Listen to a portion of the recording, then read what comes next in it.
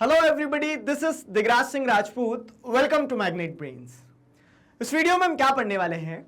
इस वीडियो में हम पढ़ेंगे reform of the UN after the cold war. दो चीजें यहां पे देखिए, reform of the UN after the cold war. अब सवाल यह आता है कि रिफॉर्म की जरूरत क्यों है और कोल्ड वॉर स्पेसिफिकली क्यों मेंशन किया है। सारी चीजें समझेंगे। सबसे पहले सब कुछ समेट लेते हैं। अभी तक हमने ये देखा कि यूनाइटेड नेशंस की जरूरत क्या है। अभी हमने ये भी समझा कि यूनाइटेड नेशन किस तरह से इवॉल्व हुआ, ठीक है, प्रिंसिपल ऑर्गन्स क्या क्या है, सेक्रेटरीज जनरल जो है उनके बारे में भी हमने पढ़ लिया।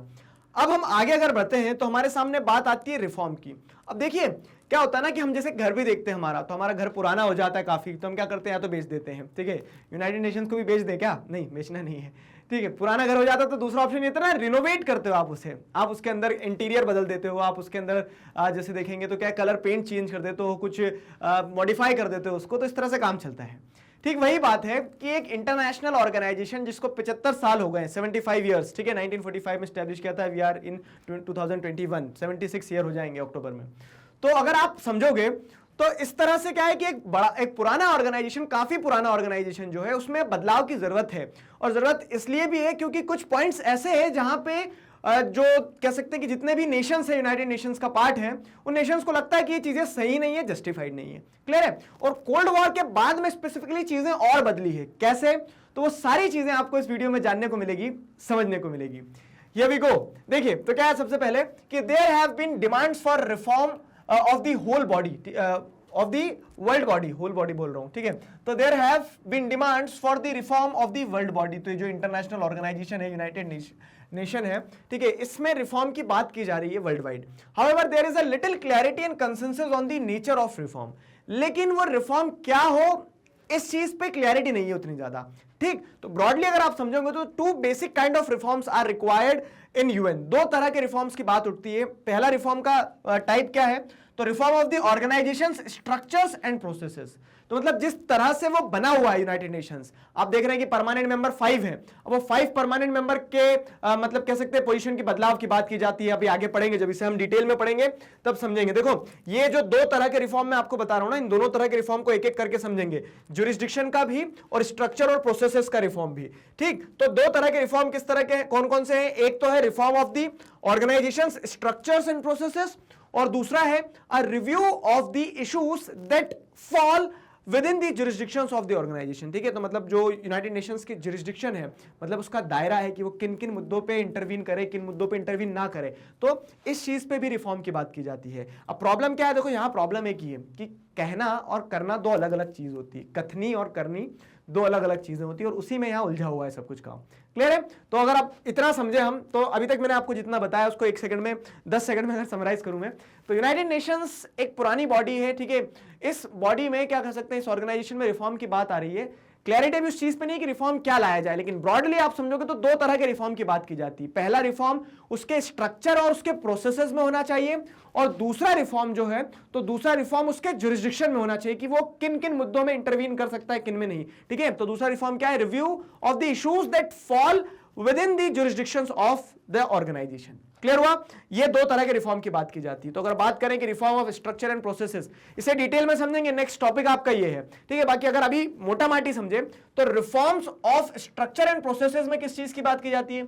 तो reforms in the security council. अब क्या है कि जो सिक्योरिटी काउंसिल, इसमें 5 परमानेंट मेंबर है, तो सिक्योरिटी काउंसिल में रिफॉर्म की बात की जाती है। मतलब ये स्ट्रक्चर ऐसा है ना यूनाइटेड नेशन का, क्या है कि स्ट्रक्चर इस तरह से है कि आप प्रिंसिपल ऑर्गन्स पढ़ के आए हो, तो आपने क्या देखा कि एक प्रिंसिपल ऑर्गन कौन सा है? Security council. तो सिक्योरिटी काउंसिल में 5 परमानेंट, 10 नॉन परमानेंट मेंबर होंगे। लेकिन अब बात ये होती है कि 5 और 10 ही क्यों रहे, और भी बढ़ना चाहिए। ठीक है, तो demand for an increase in UN security council permanent and non permanent membership so that the realities of contemporary world politics are better reflected in the structure of organization। ताकि क्या हो कि आज की जो रियलिटीज है वर्ल्ड में, आप देखोगे 193 कंट्रीज है यूनाइटेड नेशन का पार्ट, उसमें से मात्र 15 कंट्री, 15 में से भी 5 परमानेंट है, 10 तो आती जाती रहती है। इन्हीं को क्यों सिक्योरिटी काउंसिल का मेंबर बनाया जाए, इसको और एक्सपैंड किया जाना चाहिए। ये पहले रिफॉर्म की बात होती है।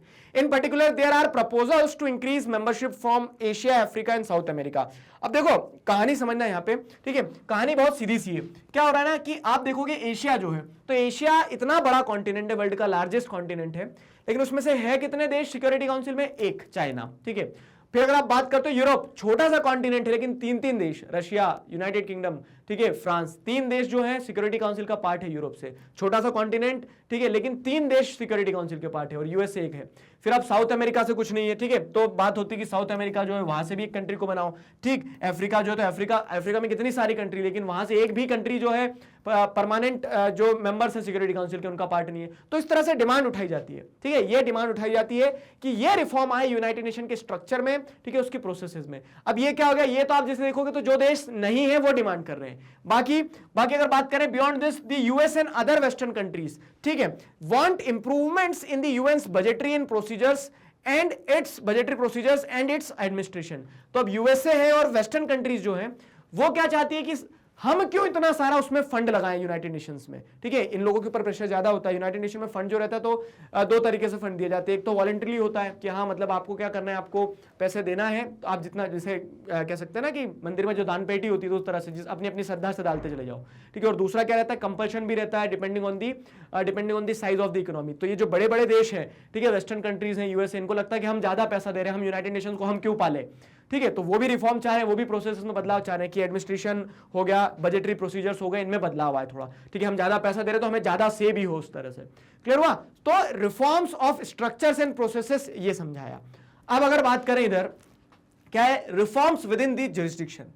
विद इन दी जुरिस्डिक्शन मतलब क्या है, जुरिस्डिक्शन मतलब कि उसका दायरा कितना है, कहां तक वो अपने कह सकते हैं किन मुद्दों में यूनाइटेड नेशंस इंटरवीन करे, किन में ना करे, कहां उसको रुकना चाहिए, कहां उसको जाना चाहिए, ठीक है। तो some countries and experts want the organisation to play greater and more effective role in peace and security missions. Peace and security missions मतलब क्या है कि दो देशों के बीच के कन्फ्लिक्ट है, या फिर मान लो क्या है किसी तरह से वॉर है, किसी भी तरह से वॉर को क्या करना है, एक तरह से कन्फ्लिक्ट्स है तो कन्फ्लिक्ट्स में मीडिएट करवाना, शांति स्थापित करवाना, ये काम संभाले कौन, यूनाइटेड नेशंस। कुछ लोग ये चाहते हैं कि उसका जुरिस्डिक्शन इतना बड़ा हो कि वो हर तरह के मुद्दे में जा सके, लड़ाई झगड़े कुछ भी हो, ठीक है। लेकिन कुछ लोग क्या मानते हैं, while others want its role to be confined to the development and humanitarian work. तो उन्होंने बोल दिया कि नहीं, डेवलपमेंटल और ह्यूमैनिटेरियन वर्क पे काम करो, तुम लिटरेसी पे फोकस करो, तुम डिसीजेस के एलिमिनेशन पे फोकस करो, तुम क्लाइमेट चेंज पे फोकस करो, लोगों की लड़ाई है तो सुलझा लेंगे। जैसे चाइना जैसे देश क्या चाहते हैं कि यूनाइटेड नेशंस हम जो करना चाहे हमें करने दे, यूनाइटेड नेशंस हमें ना रोके, ठीक है।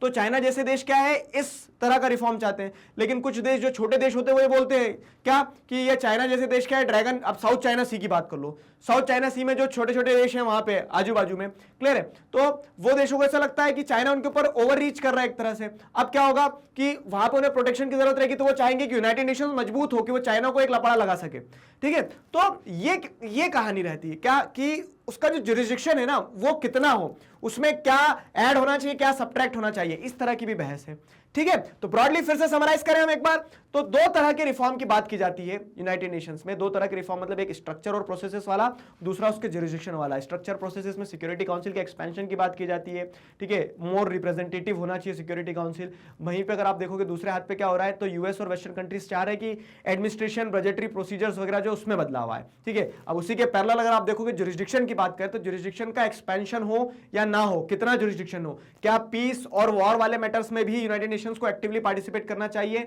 या फिर सिर्फ ह्यूमैनिटेरियन और डेवलपमेंटल वर्क तक रुका रह जाना चाहिए। तो इस तरह के क्या है, 2 सेट ऑफ रिफॉर्म्स पे बात की जाती है, क्लियर है। तो with the establishment of UN 1945 में एस्टैब्लिश किया, ठीक है, सेकंड वर्ल्ड वॉर चल रहा था। तो अब ये जो टाइम पीरियड था ना, इस टाइम पीरियड में यूएन का एस्टैब्लिश होना बहुत सही था, ठीक है। तो the way it was organised and the way it functioned reflected the realities of world politics after the second world war. Second world war के बाद आपने क्या देखा कि वर्ल्ड 2 पोल्स में डिवाइड हो गया, पढ़ के आए हम, ठीक है। कोल्ड वॉर एरा था, तो उसमें क्या देखा आपने कि उस समय पे आपको चाहिए था कि भैया 2 लोग हैं तो बीच में एक अंपायर हो, नहीं तो कुश्ती कर लेंगे, ठीक है। तो उस तरह से क्या है कि उस समय पे वर्ल्ड रियलिटीज ऐसी थी कि उस समय यूनाइटेड नेशन का काम बहुत अच्छा था। इनफैक्ट आप देखोगे तो सिक्योरिटी काउंसिल में यूएसए को सीट थी तो यूएसएसआर को भी सीट थी।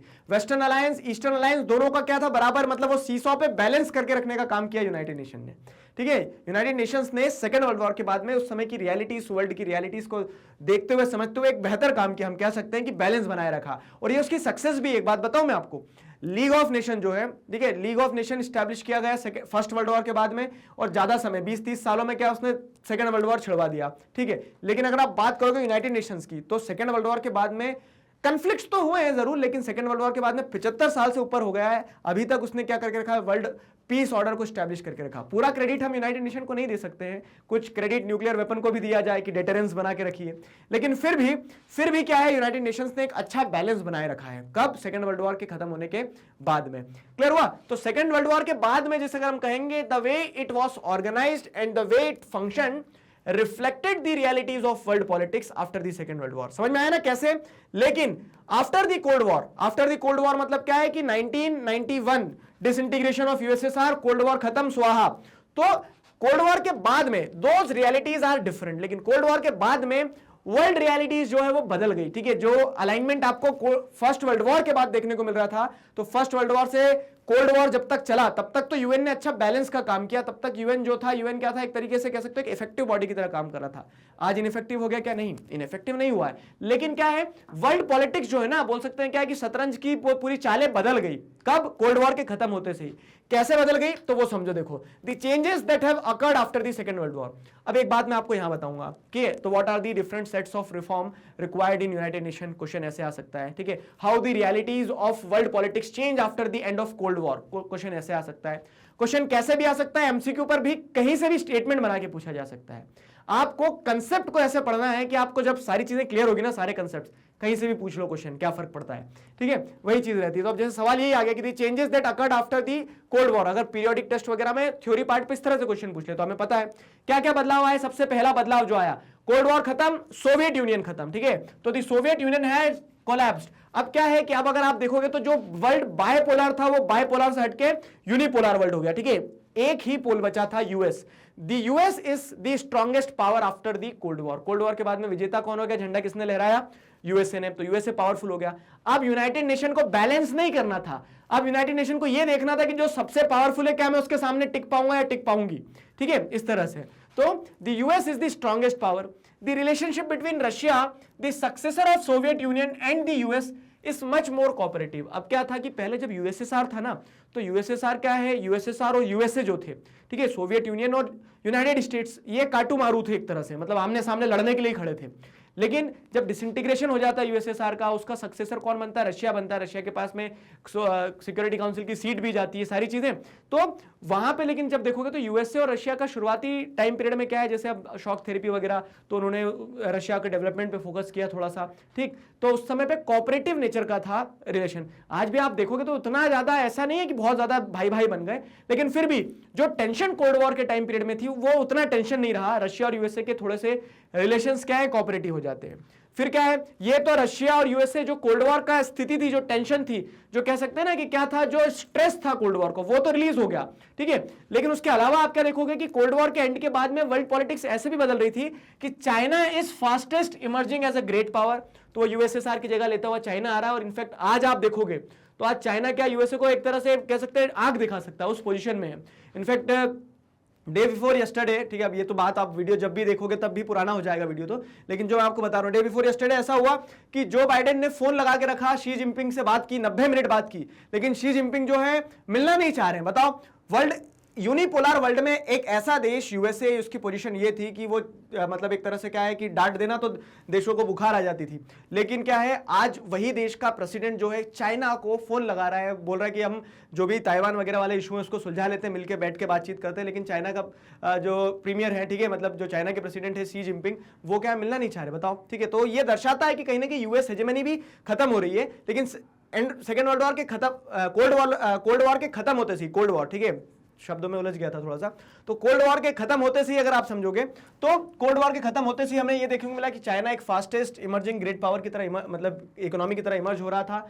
और वही आप देख सकते हो कि आज की स्थिति में अब चाइना, यूएसए, यूएन, इनके बीच में क्या अलाइनमेंट बन रहा है। ठीक, फिर क्या है, and India also is growing rapidly. अब इंडिया में पढ़ रहे तो लिखना पड़ेगा, ठीक है, इंडिया भी तेजी से क्या कर रहा है, ग्रो कर रहा है, ये बात भी सही है। Clear, the economies of Asia, ठीक है, this is the specific point you have to understand, no doubt. ठीक है, China is emerging, India is emerging, उसी के साथ साथ में एशिया और अफ्रीका की भी इकोनॉमीज की अगर हम बात करें तो the economies of Asia are growing at an unprecedented rate. Many new countries have joined the UN as they became independent from the Soviet Union. और farmer communist states in eastern Europe. तो जैसे आप eastern Europe, central Asian countries, वो स्थान देश जितने भी हैं, ठीक है, तो उन सब की बात करोगे तो वो भी पहले यूएसएसआर एक देश था, किसका पार्ट, यूएन का। लेकिन जब यूएसएसआर खत्म हुआ तो 15 देश और निकल के आए, वो सबने यूएन ज्वाइन किया, तो यूएन का एक्सपेंशन देखने को मिला, ठीक है, यूएन का एक्सपेंशन देखने को मिला। फिर क्या है, the whole new set of challenges confronts the world. पहले चैलेंज एक यही था बड़ा, सबसे बड़ा क्या, कि ये दो ब्लॉक जो आपस में लड़ ना ले, तो यूएन यही सोचता रहता था कि इनके बीच में बैलेंस बनाओ, थर्ड वर्ल्ड वॉर ना हो जाए कहीं। लेकिन अब क्या है, अब आप देखोगे तो मल्टीपल सेट ऑफ चैलेंजेस हैं। जेनोसाइड, ठीक है, तो नरसंहार हो रहा है, किसी देश में कोई डिक्टेटर आ गया तो उसने लोगों को क्या कर दिया, सबको मारना पीटना चालू कर दिया, जैसे रवांडा वगैरह जो हमने पढ़ा था, ठीक है। फिर क्या है, सिविल वॉर हो रहे हैं, देश में आपस में लड़ रहे हैं, श्रीलंका की कहानी। एथनिक कन्फ्लिक्ट्स हैं, टेररिज्म बड़ी एक समस्या निकल के यूएन के सामने। न्यूक्लियर प्रोलिफरेशन की बात कर लो। फिर क्या है, क्लाइमेट चेंज एक बहुत बड़ा मुद्दा, एनवायरमेंटल डिग्रेडेशन, ठीक है, एपिडेमिक्स की बात करें, ठीक है, तो तरह तरह की समस्याएं, नए नए चैलेंजेस जो है, न्यू सेट ऑफ चैलेंजेस, ठीक है, वर इमर्जिंग, ठीक है। तो इन स्थिति में, ठीक है, इन स्थिति में जो हम बात करें कोल्ड वॉर के बाद में, क्या है, कोल्ड वॉर के बाद में एक तरह से पूरी जो रियलिटीज है वर्ल्ड की वो बदल गई है। तो यूएन में रिफॉर्म की भी जरूरत है। जैसे ऐसे कहते हैं ना कि आप जब क्रिकेट खेलते हो तो आपको पता है कि यॉर्कर आएगा तो आप कैसा शॉट मारोगे, लेकिन हर बॉल पे वही शॉट नहीं मार सकते हो। अब आपको क्या करना पड़ेंगे, अपने शॉट बदलना पड़ेंगे। तो उसी चीज को यहाँ पे क्या किया गया है, हाईलाइट किया गया है कि 75 साल हो गए हैं जिस टाइम पीरियड में यूएन बना था, जब क्या था, एक तरह से आप देखोगे तो बायपोलर वर्ल्ड था, उस बायपोलर वर्ल्ड में उसने बैलेंसिंग का काम किया, बढ़िया है। लेकिन कोल्ड वॉर के बाद में, ठीक है, reforms of the UN after the cold war के बाद में स्थितियां बदली हैं, कोल्ड वॉर के बाद में सिचुएशंस बदली हैं। तो इन सिचुएशंस के हिसाब से कहानी भी बदलना चाहिए। यूएन का स्ट्रक्चर जो है, यूएन के जो प्रोसेसेस हैं उसमें भी बदलाव आना चाहिए, यूएन के जुरिसडिक्शन में भी बदलाव आना चाहिए। दो सेट ऑफ रिफॉर्म की बात की जाती है, ठीक है।